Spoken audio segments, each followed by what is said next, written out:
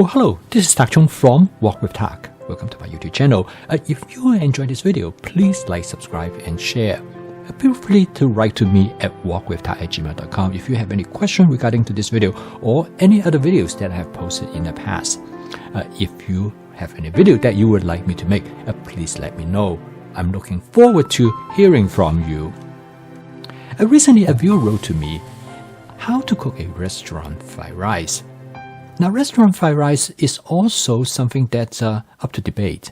What would you call a good restaurant fried rice? And ultimately, it comes to the term is what is a good fried rice? Now, this video, I'm going to answer the question, how do you make a fried rice that can be qualified as a restaurant fried rice?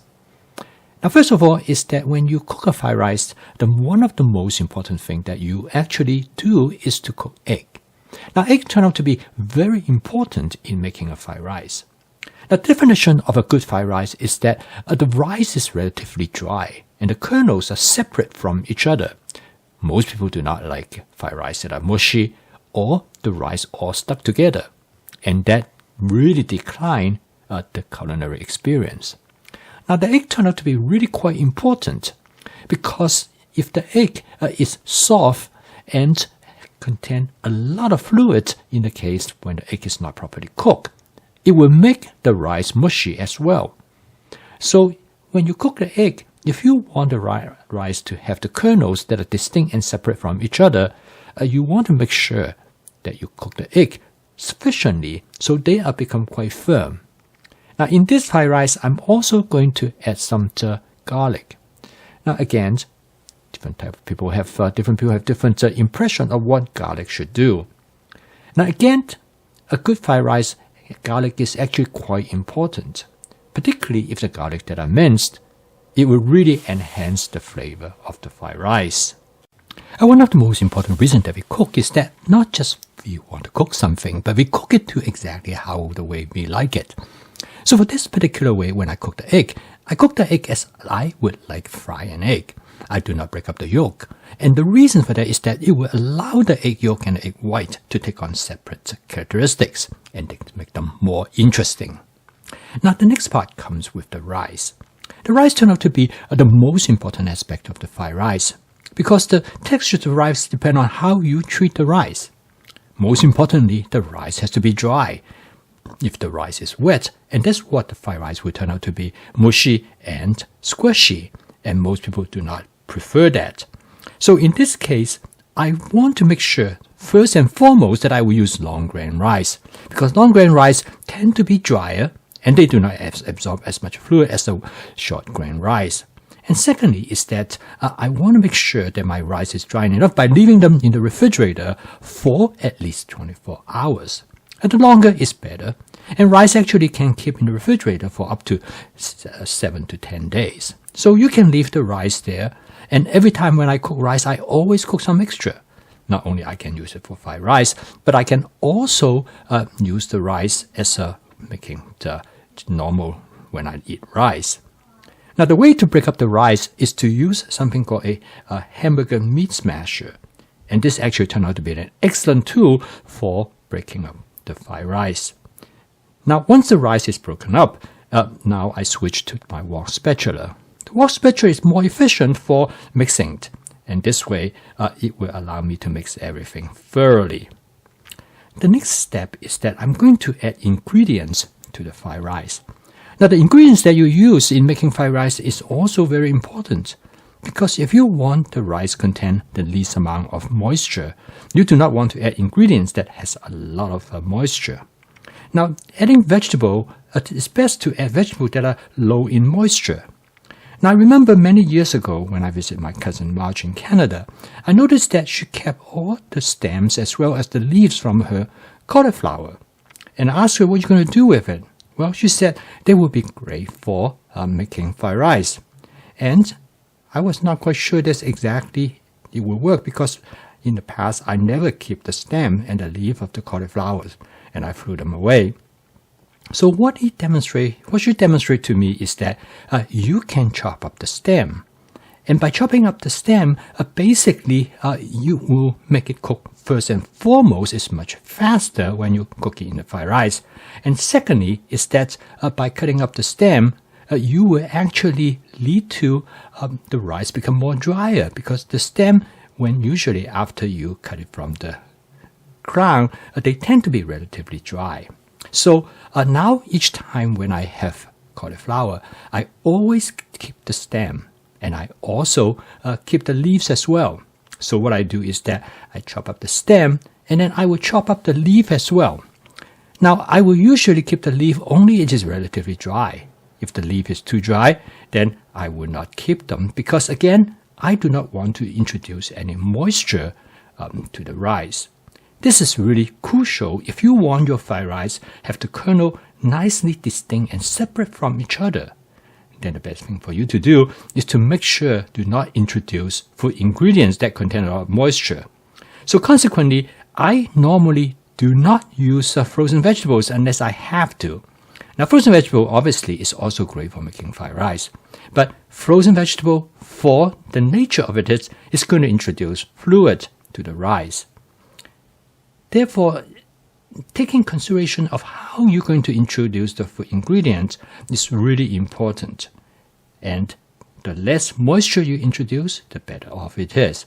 But in some cases, you cannot avoid it. Like in this case, I'm going to add some shiitake mushroom. This shiitake mushroom can be dry, and then you have to rehydrate it in order to use it. So I cut them up into small chunks. Now the shiitake mushroom is going to add an interesting texture to the fried rice because it has a very distinct texture in comparison to other ingredients in the fried rice. So again, by using the right type of ingredients that will provide you with the contrast in texture is what is going to make a good fried rice. You want to use textures, you want to use ingredients that will provide distinct texture so you can easily distinguish them. And this is what makes the fried rice interesting. Now, adjusting to the flavor of the fried rice is also play a critical role. You want to use dry seasoning agent as much as you possibly can. Now, in this fried rice, I already seasoned my egg with my basic seasoning mix. So I did a taste test and to decide whether the texture is what I want. So after taste test, I decided I'm going to add some additional of my basic seasoning mix. Again, the basic seasoning mix is ideal for fried rice because again, you are not introducing any moisture. And furthermore, is that the basic seasoning mix contains ingredients that will enhance the umami flavor of the dish. So this will make the fried rice more savory. Now, again, individual preferences vary, and sometimes people like it to be more salty. I prefer my rice as very lightly salted because this way I can taste all the ingredients in it.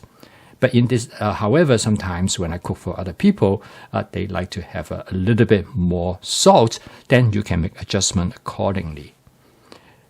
There are a lot of possibilities that you can make adjustment to your fried rice. But first and foremost, the texture of the rice turned out to be truly the most significant considerations. Okay, last but not the least, I'm going to add some fresh mushroom. These are portobello mushroom. I cut them up into chunks. The portobello mushroom, by adding at this juncture of the cooking process, will make them stand out much more. Again, you want to control your food ingredients so they will not be overwhelmed. Okay, I did a final taste test and I decided I want to add a little bit salt to make it a little bit saltier. Now, quite often people will season their fried rice with soy sauce, which is the most popular way for seasoning fried rice. But you can also use other type of sauces. Another sauce that you can use is oyster sauce. And sometimes you can even use hoisin sauce. But my advice is that to refrain not to use too much sauce, because when you add sauce, it will add moisture to the fried rice. Anytime when you add moisture, it will affect the texture of the fried rice. Okay, now the fried rice is done. So the emphasis again is to look at how you're going to control the different type of ingredients that you add to the fried rice, in addition to the nature of the fried rice from the start out. The kernel of the rice is extremely important to make a good fried rice. You want the fried rice and the kernel to be distinct and separate from each other. And the more you're able to achieve this goal, the more your fried rice will taste like the fried rice that you find in a restaurant. Now, in a restaurant, another advantage that they have is that they do have burners with very high BTU. So they can actually char the fried rice and cause it to burn slightly. You can also do that, even though you cook it in your home kitchen stove. You just stir fry it a bit longer, and this will cause the rice to become char. But again, you do not want it to be charred too much. Too crispy fried rice will not again provide a good culinary experience. Appearance is also important in making a fried rice. So the last step is that I'm going to add some colored bell pepper to decorate the rice. This will give the rice a nice, interesting color. And since I already have some scallion on hand, so I'm going to also garnish the rice with some scallion. By using different garnish agent, we make the fried rice more interesting. And again, last but not the least, I'm going to put a little bit oyster sauce right over the fried rice. It will make the fried rice look good. Again, anything look good usually tastes good to people as well. So here it is. I cannot guarantee you that this will come out to be the fried rice that you exactly how you like. But this is the fried rice that I like. And with flavor chasing, I'm able to control the texture of the rice. The texture of fried rice turned out to be probably the most important aspect to make a fried rice a good fried rice. All good restaurant fried rice has this particular characteristics. And one of the reasons is that because restaurant fried rice cooked in a very high BTU burner, they can evaporate any fluid that might be present, so they tend to be less cautious in this regard. Okay, I post a video each day to help you to make home cooking as part of your daily routine. Using my fast cooking system, you can make home cooking practical, efficient, creative, and fun. So if you'd like to learn more about my fast cooking system, please subscribe to this YouTube channel. So keep on cooking, and I will see you tomorrow.